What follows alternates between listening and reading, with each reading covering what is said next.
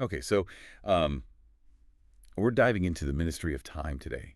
Have you ever thought about how we kind of romanticize certain historical periods? Like, you know how you think, oh, it'd be so cool to live in that time. Right. This book kind of throws you right into that, but Yeah. with a With twist. a twist, yeah. So picture this: historical figures, but they're plucked from their time and just dropped into modern day London, Oh, wow. and they have to Just assimilate right in. to modern life. Yeah. To talk about culture shock, right? It's so fascinating how the novel tackles displacement and not just the obvious, fish out of water kind, like these expats, as the book cleverly calls them.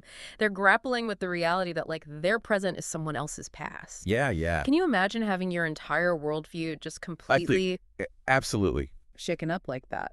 And to illustrate this, we're introduced to Commander Graham Gore. He's a 19th century naval officer, Okay.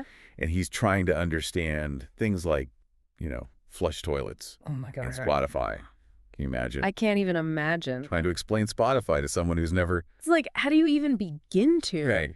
The author uses those situations to, like, subtly critique our own relationship with technology, though. I noticed that. Like, Gore's initial encounters with modern tech, they make us question what we even perceive as progress. Mm-hmm. Like, what's commonplace now might have seemed like sorcery a few centuries ago. It's true.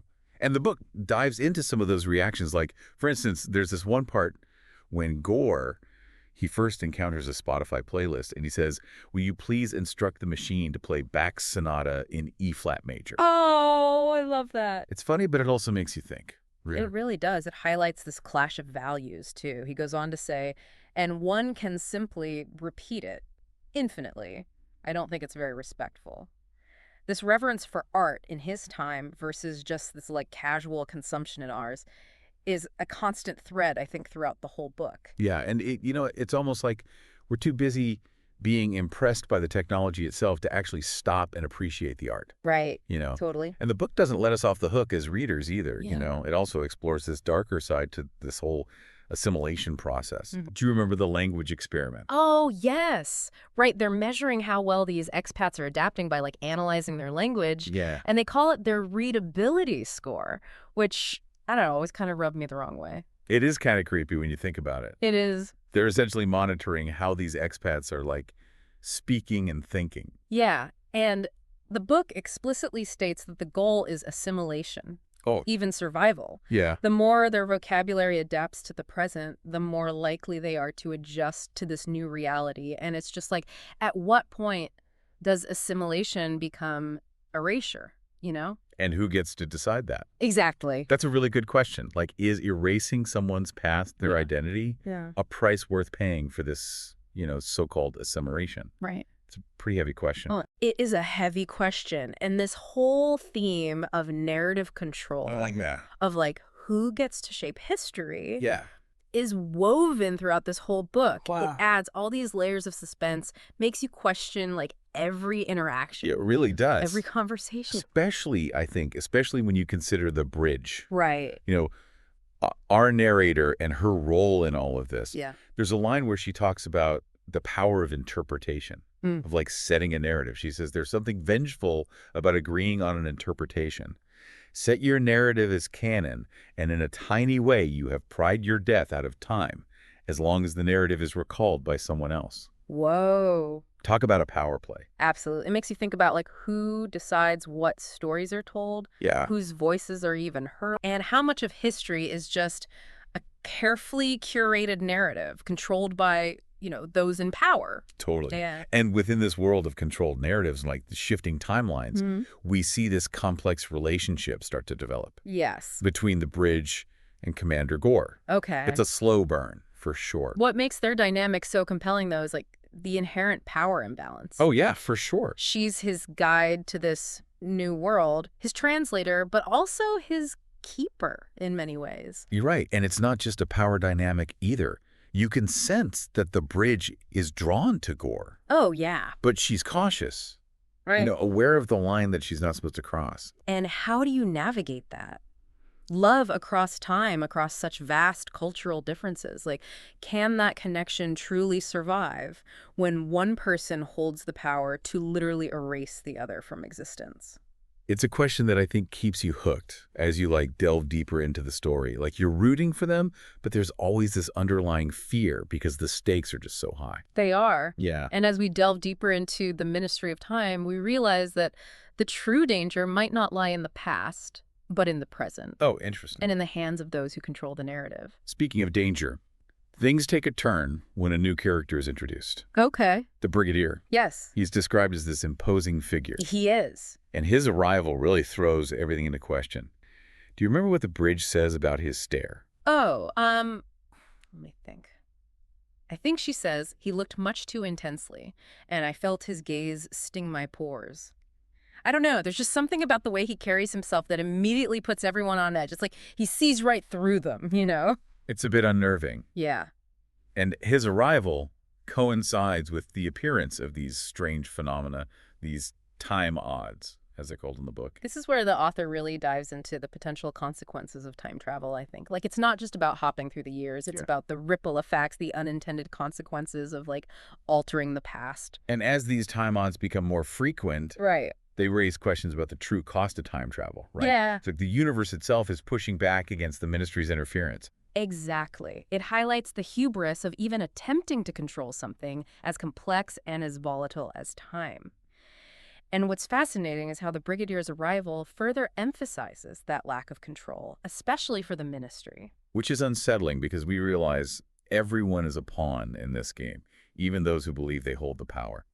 The Brigadier's presence exposes the cracks in the Ministry's facade, and it's only a matter of time before the whole structure starts to crumble. And crumble it does. Yeah. Just as the Bridge and Gore are starting to let their guard down, the truth about the Ministry's agenda comes crashing down on them. And the way the author reveals this agenda is so clever. It's subtle at first, like breadcrumbs, you know? Yeah. Just leading you to this disturbing truth. Right. Like that scene where Gore is chastised for smoking indoors. Oh. Initially, it just seems like a funny cultural difference. Yeah. But then we learn they're analyzing his breath. Yes. Like monitoring his every move. Exactly. It's presented as being for their benefit, but it's about control. Right. They want to shape these individuals to fit their narrative. And those who don't fit. Right. Those who are considered unreadable, Yeah. they disappear. It's chilling. Like, what happened to Anne Spencer?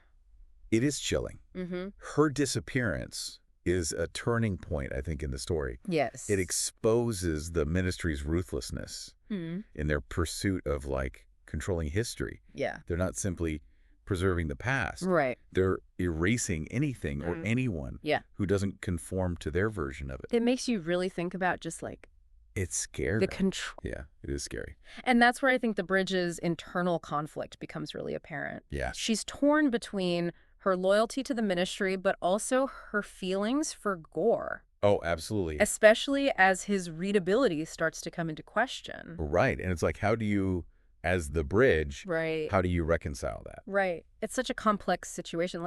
She's aware of the Ministry's darker side, Right.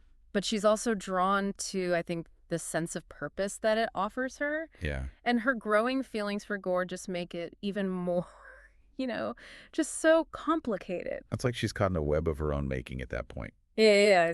Torn between her duty and her heart. It's like she's... And then to make matters worse, her colleague, Quentin, Oh, yeah. he starts digging into the Ministry's secret. Quentin's investigation adds another layer of suspense, too, for sure. Oh, for sure. Do you remember his frantic phone call to the Bridge? He's uncovering a conspiracy, and it's just so clear that the stakes are incredibly high. Yeah. And not just for the expats, Right. but for anyone who dares to question the Ministry's authority at all. Yeah.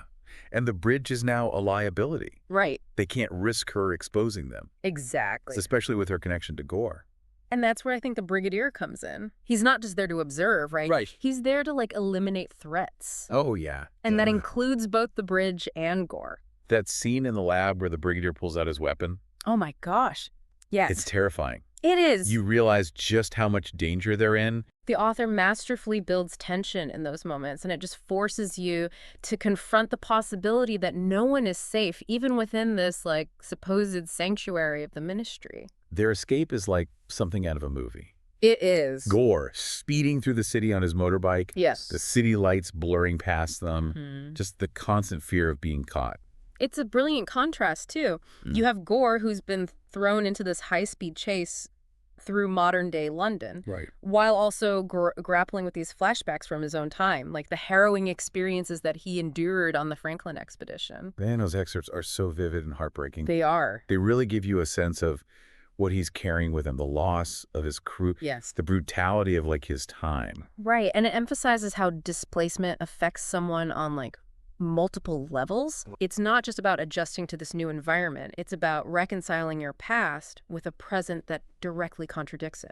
Right, and while all of this is happening, you have the bridge, and she's questioning everything. Yeah. The ministry, her role in all of this, and even the feelings for Gore. Their connection deepens, though, Yeah, it does. like amidst all this chaos. Yeah. And it's such a testament to, I think, just this, like, human need for connection, for solace, in the face of, overwhelming uncertainty. That scene where they're looking at the stars Yes. away from the city, Mhm. such a quiet moment of peace in all the chaos. Exactly. It highlights this yearning for something beyond just the manipulations and deceptions that they're surrounded by. Yeah. The relationship becomes a form of resistance in a way. Yes. A challenge to the ministry's control, Yeah. And it makes you wonder, like, can love truly conquer all, Right. even manipulations of time? Or will the ministry's pursuit of control ultimately win? It's the question that drives the narrative towards this truly explosive climax. It really does. It's where everything comes to a head. That feeling of uncertainty, like not knowing who to trust or what to believe, Right. it really permeates those final chapters. It does. And we're left wondering, like, can their connection survive this? Yeah. Can love truly blossom in the face of such, like, profound betrayals? That's the central question, right? And the novel doesn't shy away from the raw emotions involved. No, it doesn't. Like when Gore confronts the bridge about her part in the ministry's deception. Oh, that scene, yeah. It's heartbreaking. Like he asks her, and in the heat of your obsession, did it occur to you to remember that I am a person too? That line is so powerful. It is. It cuts right to the heart of the matter, It's dead. It makes you think about, like, the ethics of what the ministry is doing. Mm-hmm. They're so focused on preserving their version of history that they forget about the individuals. Right. The human cost. The human cost, yes. Yeah. Who are caught in the middle of all of this. Exactly. And Gore is wrestling with his own guilt, too, Oh, yeah. He allowed himself to be vulnerable with the bridge, Right. to trust her, even when he, sensed there were things that she wasn't telling him. And then that revelation Yeah. that the ministry has been eliminating, these so-called unreadable expats. Right. It changes everything. It changes everything, yeah. It's no longer just about his feelings for the bridge at that point. Right. Like, his life is literally at stake. And the author doesn't let us forget that these aren't just characters in a story. Right. They're representations of, real people throughout history who've Yeah. been silenced and erased for not fitting a specific narrative. It's chilling. It is, and it makes you question the narratives we're told to believe, doesn't it? It really does. And that scene where Gore cuts that tracking chip out of his own back, Oh my God, yes. it's such a visceral reaction to the realization that he's not in control. Yes. That he's been marked and monitored this whole time. It's a rejection of the ministry's control. Yes. He's reclaiming his agency, Yeah. even if it means facing an uncertain future. Right. And the bridge, seeing him make that choice, Yeah. realizing what she's a part of. It's devastating for her. Yeah. It is. It's heartbreaking. She pleads with him to understand, Yeah. but the damage is done. It is. He's seen the truth about the ministry, and there's no going back from that. And yet, even amidst all this heartbreak, the novel offers, this, I don't know, this glimmer of hope. Okay. Remember Adela, the bridge's handler? Yes, yes. Before she dies, she reveals that she's been trying to undermine the ministry from within. It's a shocking twist. It is. To think that she was also fighting against this system, trying to, create a different future. It adds another layer to this idea of, fighting against those in power, of Right. individual acts of resistance having the potential to, actually make a difference. And her final message to the bridge, it's both a warning and, a call to action, Yes. She tells her, time, she said, is a limited resource. You only get to experience your life once. And yes, you can go back and change the details. A little. But there's a limit to how often. Hmm. You have to get it right. It's a powerful reminder that our choices have consequences, Yeah. even with the ability to travel through time. Right. Like, it's a responsibility shaping the future. Yes. And Adela is placing that on the bridge's shoulders. And it's not just about the expats, right? Right. Like Adele is warning about the future with climate change and the rise of authoritarianism. Mm? It's a message for all of us. It is. For the reader, for anyone listening to this right now, Right. we have to consider the choices we make today Yes. and the impact they'll have on generations to come. Absolutely. Like, the Ministry of Time forces us to confront these uncomfortable truths about power, about control, and the stories we tell ourselves about history. It's a story that stays with you. He does. It makes you think about the narratives you've accepted, Yeah. the information you consume, and the responsibility we all have in shaping a better future. And even though there are no easy answers, no neat resolutions, the ending does offer a sense of hope. Okay.